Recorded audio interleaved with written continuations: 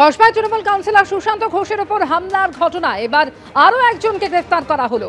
বিহারের সমস্তিপুর থেকে তাকে গ্রেফতার করা হয়েছে বলে জানা যাচ্ছে এবং এই নিয়ে ধৃতের সংখ্যা বেড়ে দাঁড়ানো 4। এর আগে 3 জনকে গ্রেফতার করা হয়েছিল এবং চতুর্থ ব্যক্তি হিসেবে এবার আর একজনকে গ্রেফতার করা হলো বিহারের সমস্তিপুর থেকে, যার নাম মোহাম্মদ ফুলবাবু বলে জানা গিয়েছে। ধৃতের সংখ্যা এই নিয়ে বেড়ে দাঁড়ানো 4।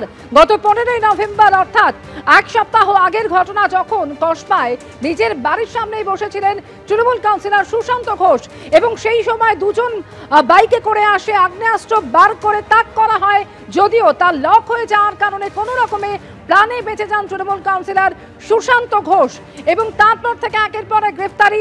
আরও একজনকে গ্রেফতার করা হলো চতুর্থ জন হিসেবে মোহাম্মদ ফুলবাবু, যাকে বিহারের সমস্তিপুর থেকে গ্রেফতার করলো পুলিশ।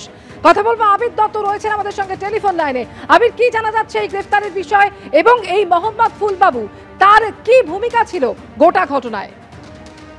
দেখো, সেটাই এখন খতিয়ে দেখা হচ্ছে বলে পুলিশের তরফ থেকে জানানো হচ্ছে এবং যেটা পুলিশ সূত্র থেকে জানা যাচ্ছে যে এই যে ঘটনায় কারা কারা রয়েছে সেটা খোঁজ তারা আগে থেকেই করছিলেন এবং বেশ কয়েকজনের যোগ থাকার সম্ভাবনার কথাও তারা জানতে পেরেছিলেন।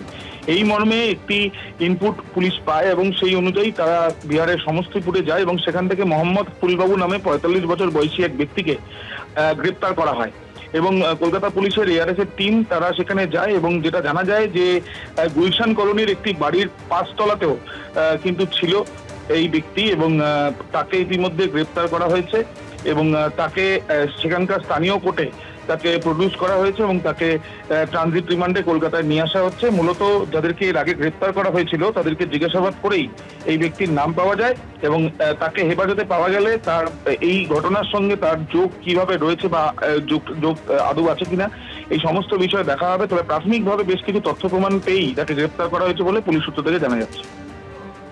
ধন্যবাদ আবির। কসবায় কাউন্সিলরকে খুনের চেষ্টার ঘটনায় আরও একজন গ্রেফতার। বিহারের সমস্তিপুর থেকে গ্রেফতার মোহাম্মদ ফুলবাবু নামে একজন। বিহারের বাসিন্দা হলেও হামলার আগে গুলশান কলোনিতে ঘাঁটি গেড়েছিল এই মোহাম্মদ ফুলবাবু। কসবায় কাউন্সিলরকে গুলি করে খুনের চেষ্টার ঘটনায় ধৃতের সংখ্যা বেড়ে হলো 4। শুধুই কি জমি বিবাদ নাকি অন্য কোনো কারণ ছিল এই হামলার পিছনে, তা তদন্ত করে দেখছে পুলিশ।